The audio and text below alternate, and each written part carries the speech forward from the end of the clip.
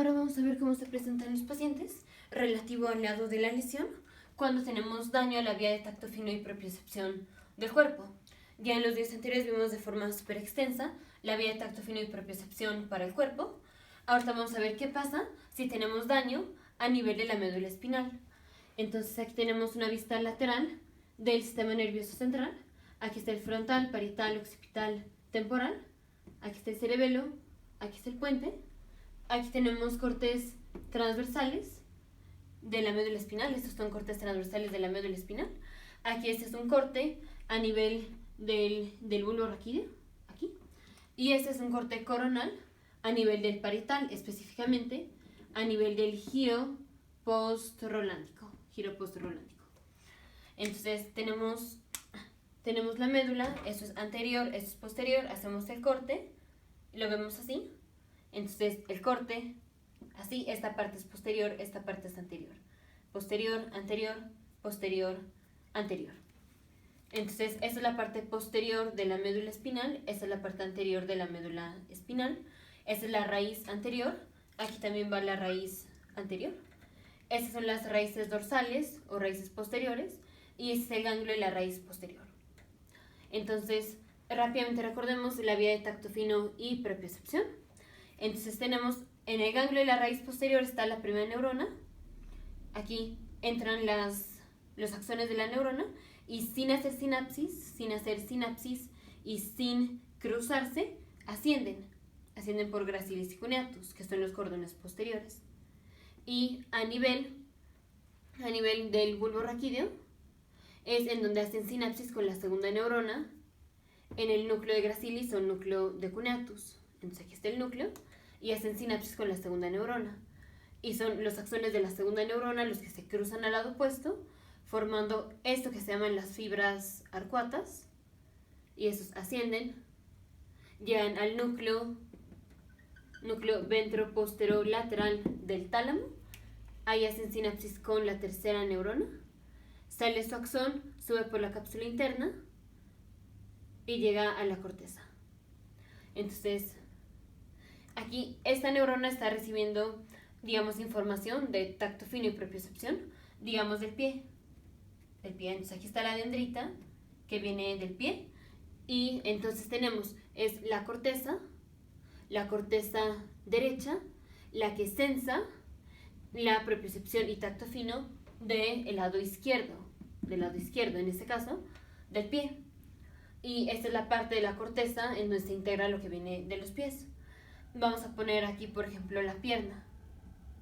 Entonces lo mismo, aquí está el cuerpo de la primera neurona, sus axones ascienden sin hacer sinapsis, aquí hacen sinapsis con la segunda neurona, se cruzan al lado opuesto, ascienden, llegan al ventro posterolateral del tálamo y llegan a la parte de la corteza en donde se integra la pierna, que es un poquito más arriba, aquí. Y aquí tenemos a nivel del brazo. Entonces lo mismo.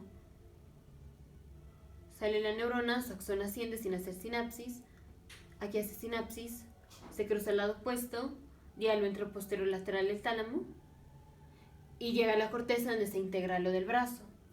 Entonces la corteza derecha recibe información de tacto fino y propiocepción del lado izquierdo. Aquí se integran los pies, las piernas y por acá el brazo. Ahora vamos a poner lo mismo del otro lado. Rápidamente. Entonces aquí está el cuerpo de la primera neurona y asciende, hace sinapsis en el núcleo de gracilis y cuneatus. Aquí sale la segunda neurona, se cruza al lado opuesto y sus axones ascienden y llegan al ventro posterolateral del tálamo y ahí hacen sinapsis con la segunda neurona, sus axones ascienden y llegan aquí, a la corteza. Lo mismo acá.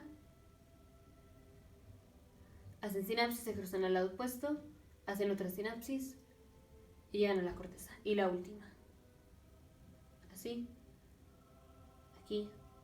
Se cruzan al lado opuesto, ventro posterolateral del tálamo, sale la tercera neurona y llega aquí. Entonces, en la corteza izquierda se integra la vía de propiocepción y tacto fino que viene del lado derecho. Entonces, ahora vamos a ver qué pasa cuando tenemos un daño a nivel de la médula espinal, digamos que aquí viene el daño. Entonces vamos a poner lo que se va a dañar. Entonces así. Todo esto, entonces es la región que está afectada. Entonces, ¿cómo se va a presentar el paciente? Tenemos lo que está siendo tocado por lo morado clarito que puse, es lo que está afectado. Entonces, esa neurona rosa, ¿qué lleva? Esa neurona rosa lleva información de tacto fino y propiocepción, en este caso del brazo. Entonces, la neurona entra, sus acciones ascienden, sin hacer sinapsis, y ascienden. Pero aquí la neurona está dañada. Entonces, no se transmite la información de tacto fino y propiocepción del brazo. Es la corteza derecha la que integraría esa sensación. Pero la neurona que lleva la información, aquí se dañó.